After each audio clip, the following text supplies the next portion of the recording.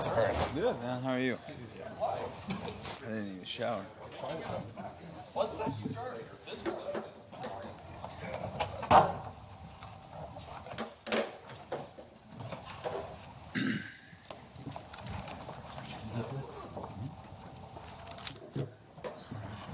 How you doing? Good, man.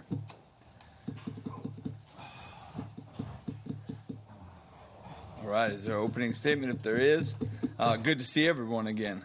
And after a few scrimmages, things like that, it's been good. Good fall camp so far, and looking forward to the next 2 weeks of preparation. Any questions? Just say your name and affiliation and then ask, please. Yeah. Mark Murphy from Inside Auburn Tigers. How you doing, Mark? 24/7 Sports Coach. What were you hoping to get out of the scrimmage today, and what did you see from your guys? Yeah, so the emphasis for us was overall operation, just clean operation. That goes, like everybody thinks it's field to play, but from the sideline to the field, to the communication, to getting the signal, the personnel, those type of things. And then seeing us operate in tempo situations like our 2-minute situations, and being able to go from first through fourth and into the red zone and all those things, and understanding how you have to flip the switch in those situations. Not all of them are the same. And the game is made up of it's 60 minutes to play, but it's 3-4 hours of situations. That's really what it's about. Jeff, Brian Stoltz, Auburn Rivals. How is Jason Jones coming along in your view, and do you see him playing a lot this year? Yeah, absolutely. Jason's done a great job. There's one thing when you speak with Jason and you watch him play, he really, really cares about what he's doing. He's a guy that really self-evaluates and works on little things, picks 1 or 2 things a day, and he's done a nice job inside for us, for sure. And, he's a guy that I see the best is yet to come for him. I thought he had a good camp, but I think each week and each day you can see him correcting things. And that's what you hope as a coach. I mean, at the end of the day, that's what you're looking for, is that you're making new mistakes if you're making mistakes. Jeff, Byron Schoolborn, AL.com. Hope you're doing well. How you doing? Doing well. Hey, man, we're good, brother. What have you seen with Eugene Asante at the linebacker position? Eugene brings good energy. He's got really good speed. He's flying around. Obviously coming from another program, there's been a learning curve, but he's picking it up. He's picking it up well. He brings good energy, like I said, and he's really fitting with that backer unit. And that's what we're talking about, the cohesiveness of that unit. You've seen Coach C-Rob has done a great job with those guys, and you're seeing all of them progress. But he is one of those guys that's adding competition to the room. Jeff, you there's been a good bit of talk this preseason about Donovan Kaufman. Mm-hmm. Could you just talk about what he brings, and particularly his ability, I guess, to play safety or play nickel and versatility? That's the word that you just said, versatility. That's what he brings, and he's another guy that's a film junkie. He's gonna put in the extra hours. He has multiple positions to play, so he needs to do that. But the other thing he brings, again, is energy. I mean, he does. You can hear him vocally out there, which you need at those positions. Those positions, whether it's nickel, whether it's safety, those are quarterbacks of the defense. And he's very vocal. He wants to get lined up. He wants to get other guys lined up, and brings great energy to the room. Bill Cameron with ESPN 106.7. Coach, talk about competition. How's it shaping up at safety? Yeah, so that room, and Coach Etheridge has done a good job with those guys. You saw it right out of the bat. There's a different vibe about how they're attacking each rep, going after the ball.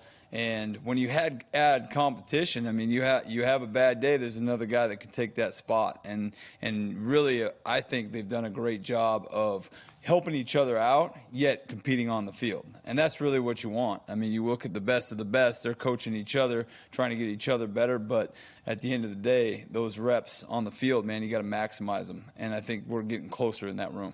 Looks like Caden's really had a good fall this morning. What's that? Caden? Yes. He's done a great job for us. There's no doubt. Jeff JG with Auburn Rivals, AuburnSports.com. From the scrimmage today, do you come out with a better feeling on your 2-deep than you did before the scrimmage? Yeah, I think so. I haven't watched the film yet, but just from the bird's eye view that I had, I think we're going to see some movement in the 2-deep. There's no doubt about it, and that's really what we want. I know last time we talked about competition and building dependable depth, and I think today is going to give some more clarity on that. I will say we're still a work in progress at some spots in that depth, and we have another week of practice that's really, really important for that. Did you have any individual standouts today? You know, as a you saw Osbury with the pick in clutch. I thought it was a really, really good break on the ball there. You know, Caden Bridges, who you just mentioned, you know, he had a much better scrimmage, and he's starting to get a good feel back there. You know, he's got all the athletic ability in the world, and it's starting to come together for him. You know, Eku has continued to give offense problems. You know, he can rush the passer. He's done a nice job. Cam Riley had a sack today. So there were some good individual performances, but I got to watch the tape to speak on all of them.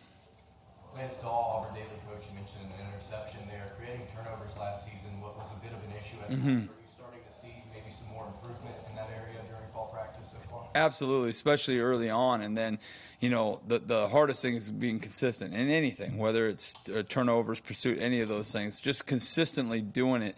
And a lot of it has to do with before the snap. When we're really on before the snap, and this is any defense in the country, when you're really on before the snap, you got to step ahead of the offense. You can make those plays. And I think, you know, they've done a nice job of doing extra work to work on catching the ball, to get on the jugs after practice, those type of things. We've put a big emphasis on getting the ball back. We caused a lot of fumbles last year, a ton of fumbles, but we didn't get all those fumbles. So, number one, you got to be around the ball to get production. Jeff, you talk about guys transferring. You're a coordinator in this league for the first time. Mm-hmm. What impact does that have on your preparation and the things you do, and how excited are you to go to be the coordinator against some of the best offenses in the country? Well, I think kind of a two-part question. You know, with the transfer portal, that keeps you on your toes. There's no doubt about it. You know, that's really more. I mean, we're past that date right now, but. Again, I know it's the topic across college football. It can be a little bit of free agency when you get into that offseason. So you've got to be prepared and have a plan for that. And you got to look ahead. You're recruiting, obviously, 23s, 24s, but now as you get into it and as the season winds down, you've got to anticipate some things from a recruiting standpoint. From the opportunity to be a coordinator in the SEC, I mean, to me, it's an opportunity of a lifetime. There's no doubt about it, and I don't look at it lightly. I mean, it's one of those things you've worked a long time for, and you're in this position, but try to stick with the day-to-day process. We got a great staff and a great, you know, vision that Coach Harsin gives us, and we're going to stay the course on that. But humbled and hungry to get this defense where it needs to go. Was your adjustment maybe easier? One, having been here last year, and two, knowing your head coach. Does that make the whole process of going from being a position coach to being a Yeah, I think there's no question that makes it easier. You know, this familiarity, I mean, I was heavily involved with Coach Mason in the defense last year, so you know the guys. I mean, and I've done this before where you go to a new school. I mean, just getting to know them on a personal level takes some time because, you know, you can't just stand in the room and tell someone to trust you. You got to earn trust. And so there was a level of trust already there, and I think that allows us to go a little bit further, faster. And then, yes, the familiarity with Coach Harsin. You know, I understand what his expectations are, his vision, and have lived it for multiple years now. So it was easier in this current situation. Jeff, TomBrino.com. What are you seeing from Wesley Steiner just from last year to this year?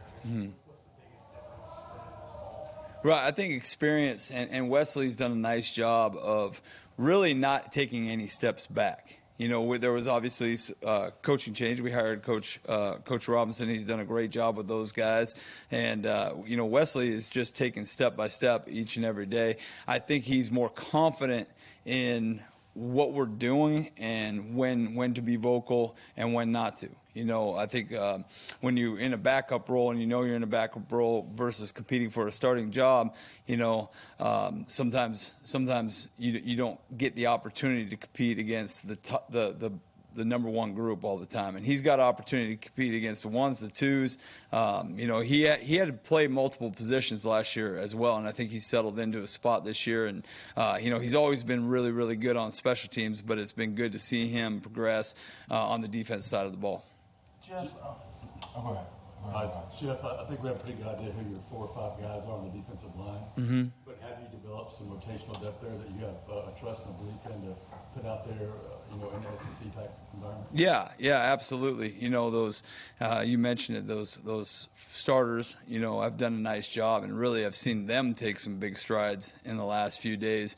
But you mentioned Jason Jones, Morris Joseph. That came to us. He's actually had a really good camp. Kind of a versatile skill set as well, and. Jeffrey Emba is, a big body that can really go, and he's starting to refine his game as well. But feel good about the starters up front and the depth we're going to be able to rotate. Also, Marcus Bragg, and when you're talking about the full front, he's done a nice job as well. Jeff, what have you seen as far as defending each of the quarterbacks? Talk a little bit just about, not necessarily who's better, but right. Each guy from your perspective, what sure. makes him tough to defend? Well, I think, first of all, I'll say this.